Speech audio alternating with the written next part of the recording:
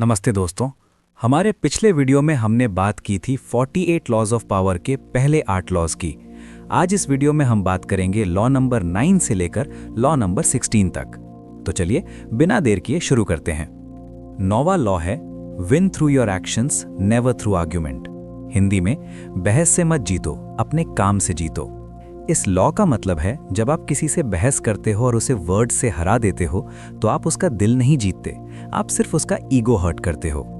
और hurt ego वाला इंसान आपका दुश्मन बन जाता है। लेकिन जब आप अपने एक्शन से, अपने रिजल्ट से, अपने काम से प्रूव करते हो तो कोई कुछ नहीं बोल सकता। ये लॉ क्यों काम करती है? बहस में दोनों तरफ से ईगो इन्वॉल्व होता है। जब आप बहस जीतते हो तो सामने वाला पब्लिकली ह्यूमिलिएटेड फील करता है। वो मन ही मन आपसे नफरत करने लगता है और पहला मौका मिलने पर वो आपको नुकसान पहुंचाएगा। लेकिन एक्शन से जब आप प्रूव करते हो तो कोई आर्ग्यूमेंट नहीं बचता, रिजल्ट्स खुद बोलते हैं। एक एग्जाम्पल सोचिए। मान लीजिए आपका कोई कलीग कह रहा है कि आपका आइडिया काम नहीं करेगा। आप उससे घंटों बहस कर सकते हो या आप चुपचाप उस आइडिया को एग्जीक्यूट कर सकते हो और रिजल्ट सामने रख सकते हो।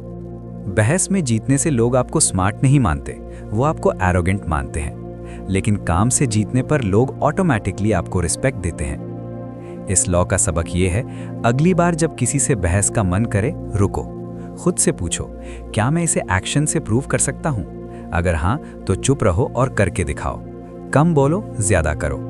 10वां लॉ है infection, avoid the unhappy and unlucky.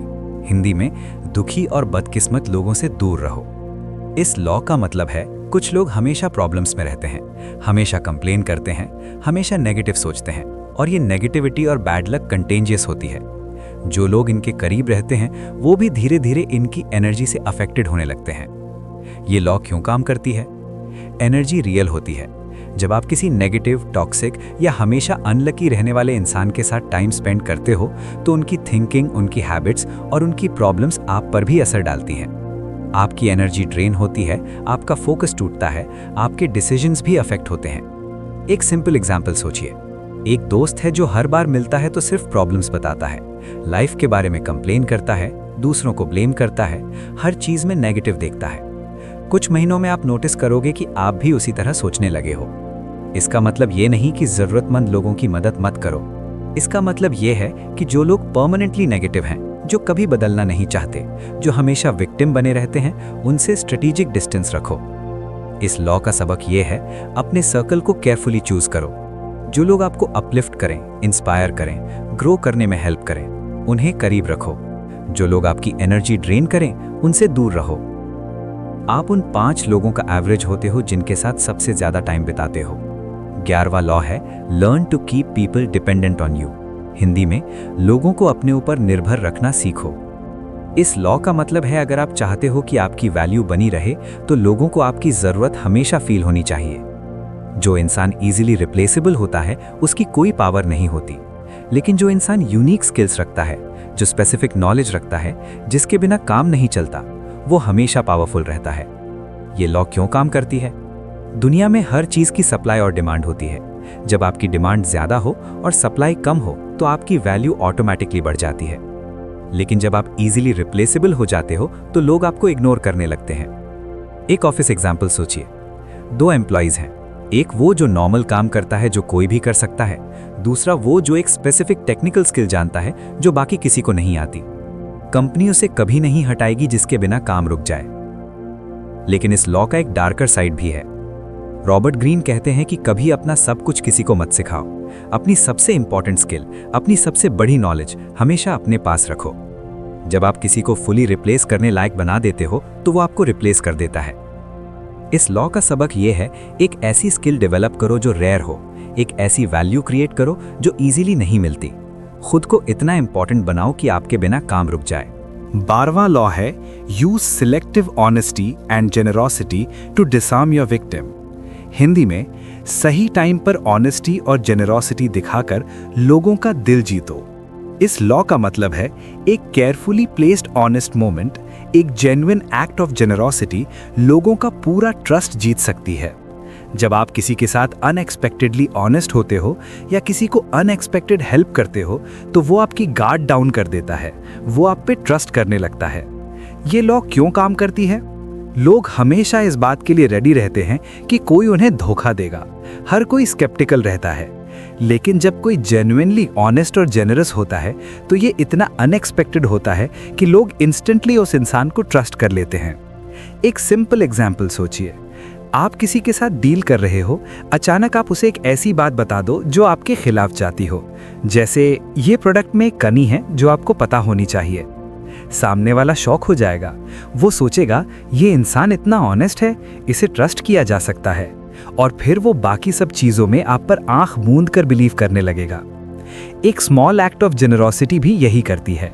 जब आप बिना किसी रीजन के किसी की हेल्प करते हो तो वो आपका हो जाता है।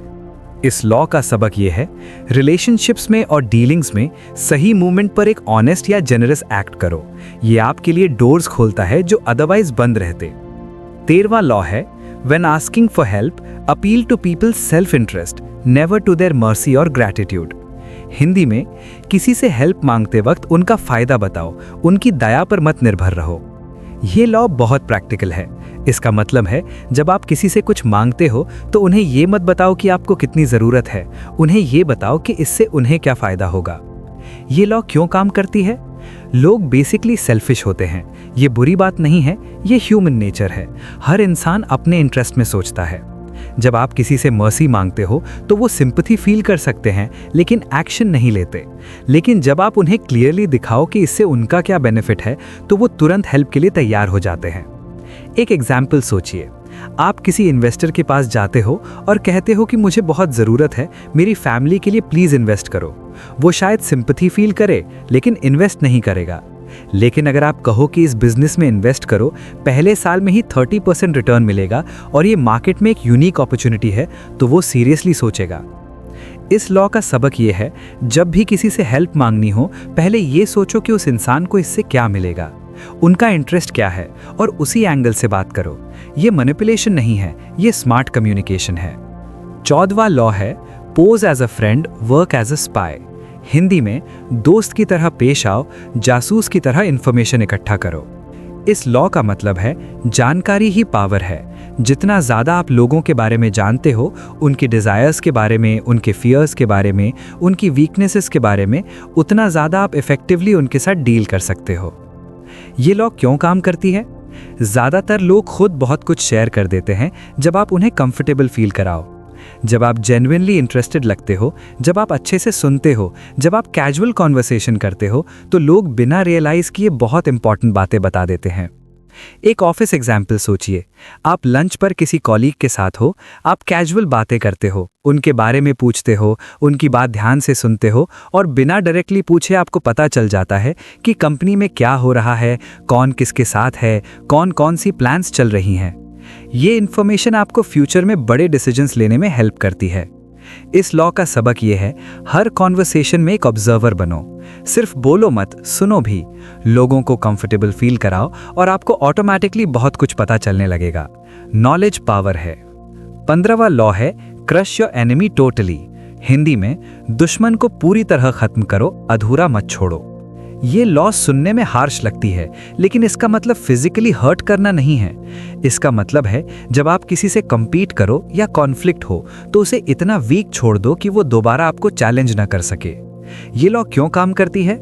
जब आप किसी दुश्मन को हाफ डिफीट करते हो, तो आप उसे टाइम और स्पेस देते हो रिकवर करने का, और जब वो रिकवर करता है तो वो पहले से ज्यादा एंग्री और मोटिवेटेड होकर वापस आता है। एक बिजनेस एग्जाम्पल सोचिए, 2 कंपीटिंग कंपनीज हैं। एक कंपनी ने दूसरी को मार्केट में थोड़ा नुकसान पहुंचाया और रुक गई। कुछ सालों में दूसरी कंपनी ने खुद को रीबिल्ड किया और पहली कंपनी को कंप्लीट रूप से बर्बाद कर दिया। रॉबर्ट ग्रीन कहते हैं, जब आप किसी को डिफीट करो तो उसे कंप्लीटली डिफीट करो। उसके रिसोर्सेज खत्म करो, उसकी रेपुटेशन डैमेज करो, उसके एलाइज को अपनी तरफ करो ताकि वो दोबारा राइज ना कर सके। लेकिन एक इंपॉर्टेंट बात, ये लॉ तभी यूज करो जब कोई सच में आपका दुश्मन हो। हर डिसएग्रीमेंट में ये अप्लाई करने की जरूरत नहीं। इस लॉ का सबक ये है, जब कॉन्फ्लिक्ट इनएविटेबल हो तो अधूरा मत करो, पूरी तरह खत्म करो, क्योंकि एक वुंडेड एनिमी सबसे डेंजरस होता है। 16वां लॉ है, use absence to increase respect and honour. Hindi में, कभी कभी गायब हो जाओ ताकि लोग तुम्हारी कदर करें। ये लॉ बहुत पावरफुल और प्रैक्टिकल है। इसका मतलब है जब आप हमेशा अवेलेबल रहते हो, हमेशा प्रेजेंट रहते हो, तो लोग आपको ग्रांटेड लेने लगते हैं। लेकिन जब आप सडनली एब्सेंट हो जाते हो तो लोगों को आपकी वैल्यू रियलाइज होती है। ये लॉ क्यों काम करती है? स्कैसिटी वैल्यू क्रिएट करती है। जो चीज़ हमेशा अवेलेबल हो उसकी वैल्यू कम होती है, जो चीज़ रेयर हो उसकी वैल्यू ज़्यादा होती है। यही प्रिंसिपल लोगों पर भी अप्लाई होती है। एक सिंपल एग्जाम्पल सोचिए। एक एम्प्लॉय है जो हर वक्त ऑफिस में रहता है, हर छोटी बड़ी चीज़ में अवेलेबल रहता है, हर मीटिंग में प्रेजेंट रहता है। धीरे धीरे लोग उसे इग्नोर करने लगते हैं, उसकी प्रेजेंस नॉर्मल हो जाती है। लेकिन दूसरा एम्प्लॉय है जो सिलेक्टिव है। वो तभी बोलता है जब ज़रूरी हो, वो तभी प्रेजेंट होता है जब उसकी प्रेजेंस मीनिंगफुल हो। लोग उसका इंतज़ार करते हैं, उसकी बात को ज़्यादा सीरियसली लेते हैं। रिलेशनशिप्स में भी यही होता है। जो इंसान हर वक्त अवेलेबल रहता है उसकी वैल्यू कम हो जाती है। जो अपने आप को थोड़ा स्कैर्स रखता है वो ज़्यादा डिज़ायर्ड रहता है। इस लॉ का सबक ये है, हर जगह हर वक्त प्रेजेंट मत रहो। सिलेक्टिवली अपीयर करो, सिलेक्टिवली कंट्रीब्यूट करो। अपनी एब्सेंस से लोगों को एहसास दिलाओ कि आपकी प्रेजेंस कितनी वैल्यूएबल है। जो हमेशा अवेलेबल रहता है उसकी कोई कदर नहीं करता, जो स्कैर्स रहता है उसे लोग ढूंढते हैं। तो दोस्तों, ये थे 48 लॉज ऑफ पावर के लॉज नंबर 9 से 16। आइए एक बार इन्हें क्विकली रिकैप करते हैं। 9वां लॉ, बहस से नहीं काम से प्रूव करो। 10th लॉ, नेगेटिव और दुखी लोगों से दूर रहो। 11th लॉ, लोगों को अपने ऊपर डिपेंडेंट रखो। 12th लॉ, सही टाइम पर ऑनेस्टी और जेनरोसिटी से दिल जीतो। 13th लॉ, हेल्प मांगते वक्त अपना नहीं उनका फायदा बताओ। 14th लॉ, दोस्त की तरह पेश आओ, जासूस की तरह इंफॉर्मेशन इकट्ठा करो। 15th लॉ, दुश्मन को पूरी तरह खत्म करो, अधूरा मत छोड़ो। 16th लॉ, कभी कभी गायब हो जाओ ताकि तुम्हारी वैल्यू बढ़े। तो ये सभी लॉज मिलकर एक बात सिखाती हैं, पावर गेम में वो जीतता है जो लोगों की साइकोलॉजी को समझता है, जो सिर्फ इमोशन से नहीं बल्कि स्ट्रैटेजी से चलता है। अगर आपको ये वीडियो हेल्पफुल लगी हो तो लाइक करें, चैनल को सब्सक्राइब करें और इसे उन दोस्तों के साथ ज़रूर शेयर करें जो लाइफ में सीरियसली आगे बढ़ना चाहते हैं। अगले वीडियो में हम लॉ 17 से 24 कवर करेंगे। तब तक के लिए